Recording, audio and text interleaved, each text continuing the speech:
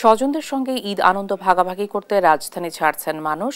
এতে সড়ক, নৌ ও রেলপথে বেড়েছে ঘরমুখো মানুষের চাপ। এ নিয়ে আরো জানাতে এই মুহূর্তে ঢাকা রেল স্টেশন থেকে যুক্ত হচ্ছেন সহকর্মী ফাহিম ইউসুফ। ফাহিম, যাত্রীদের চাপ কেমন দেখছেন? এবারের ব্যবস্থাপনা নিয়ে কি বলছেন যাত্রীরা? কমলাপুর রেলওয়ে স্টেশনে ভোর থেকেই কিন্তু সাধারণ মানুষের একটি উপচে পড়া ভিড় আমরা লক্ষ্য করছিলাম।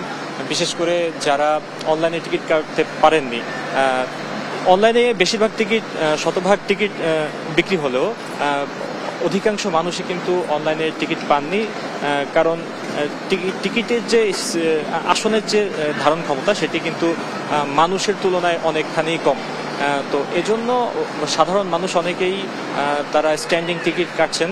এছাড়া অনেকের কাছ থেকে আমরা অভিযোগ পেয়েছিলাম যে তারা অনেকেই কালোবাজারির মাধ্যমে, কালোবাজার থেকে অনেকে টিকিট কিনছেন বলে আমাদের জানিয়েছেন। এছাড়া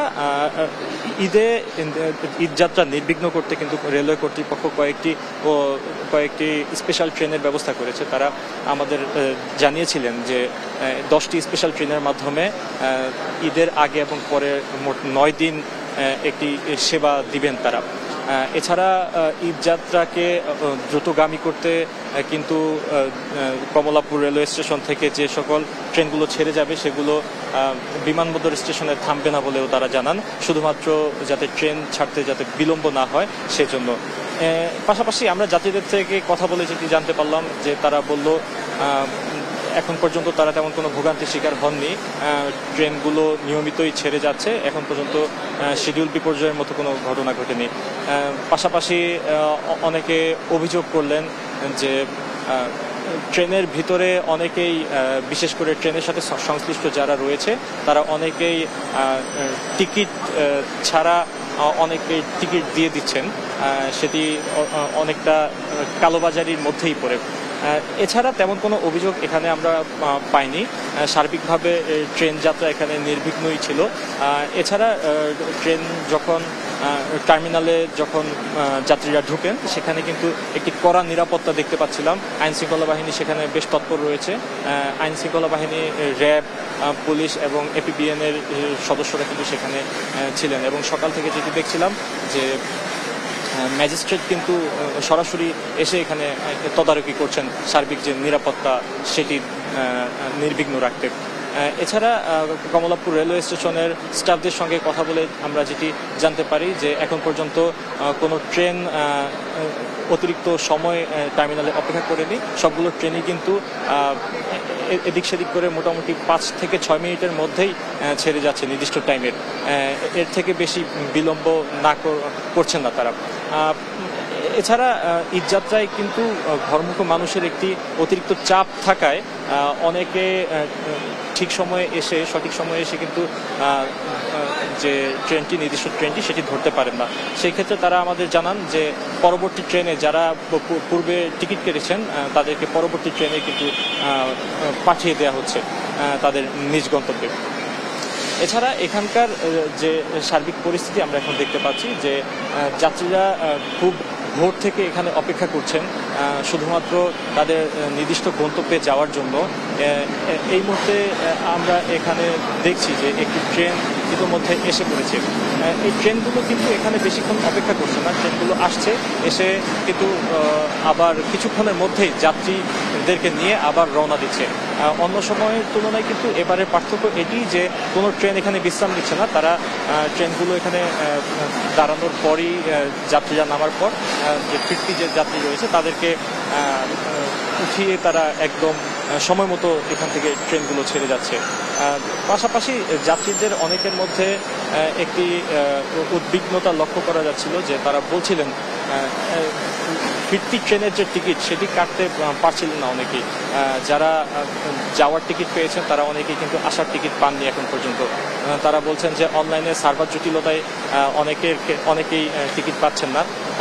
অনেকে আবার নির্দিষ্ট সময়ে অনলাইনে ঢুকতে না পারায় কিন্তু টিকিট মিস করছেন।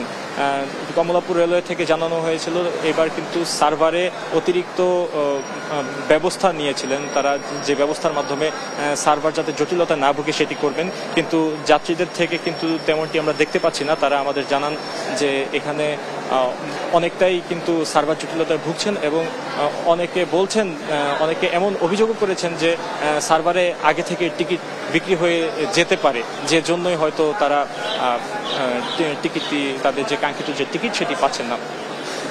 পাশাপাশি যাত্রীদের মধ্যে এক ধরনের যে স্বস্তির কথা আমাদেরকে জানান যে ট্রেনের ভেতরে বাহিরে সার্বিকভাবে নিরাপত্তায় কিন্তু তারা কোনো কমতি দেখছেন না। যে সরকারের পক্ষ থেকে যে নির্দেশনা দেওয়া হয়েছিল সেই অনুযায়ী কিন্তু রেলওয়ে কর্তৃপক্ষ নিরাপত্তার ক্ষেত্রে সার্বিক ব্যবস্থাপনায় কোনো ত্রুটি রাখছেন না বলে তারা আমাদের জানান। এই মুহূর্তে আমরা যদি একজনের সাথে একটু কথা বলি, যে আপনি কোথায় থেকে এসেছেন অথবা কোথাও কি যাচ্ছেন? হ্যাঁ, টাঙ্গাইল থেকে যাচ্ছি হচ্ছে আপনার পল্টন। সার্বিক যাত্রা কেমন দেখতে পাচ্ছেন আপনি? না, সার্বিক যাত্রা হিসেবে মোটামুটি ঠিক আছে, এখনো কোনো ভোগান্তিতে হয় নাই, হয়তো সামনে এখন কি পরিস্থিতি হয় এটা সামনে দেখা যাবে। ঈদে বাড়িতে যাওয়ার কি কোনো পরিকল্পনা রয়েছে কিনা, সেই অনুযায়ী কি কোনো টিকিট কাটা হয়েছে কিনা? না, টিকিট কাটা হয় নাই, অবশ্যই ইনশাল্লাহ আজকে আর কি ঢাকা মানে টাঙ্গাইল ব্যাক করবো। যেটি শুনতে পাচ্ছিলেন যে সার্বিকভাবে কিন্তু তেমন কোনো ভোগান্তি তাদের পোহাতে হচ্ছে না। অনেকেই লোকাল ট্রেনে আসা যাওয়া করেন, আন্তনগর যে ট্রেনগুলো রয়েছে সেগুলোর মাধ্যমে। এখন পর্যন্ত তাদের কথা মতে তেমন কোনো ভোগান্তি তাদের পোহাতে হচ্ছে না। কিছুক্ষণ আগে আমরা কয়েকজনের সাথে কথা বলে এটিও জানতে পারলাম যে অনলাইনে টিকিট কাটার পাশাপাশি তারা যে স্ট্যান্ডিং টিকিট কাটছেন সেখানে অতিরিক্ত ভাড়া আগে যেটি নেওয়া হতো সেটি রোধে কিন্তু কাজ করছে, যেটি একটি অনেকেই খুব পজিটিভভাবে দেখছেন যে রেলওয়ে কর্তৃপক্ষের যে বর্তমান নিরাপত্তা ব্যবস্থা এবং যে কঠোর নজরদারি সেটির কারণে স্ট্যান্ডিং টিকিটে একটা সময় যে অতিরিক্ত ভাড়া নেওয়া হতো সেটি নেওয়া হচ্ছে না।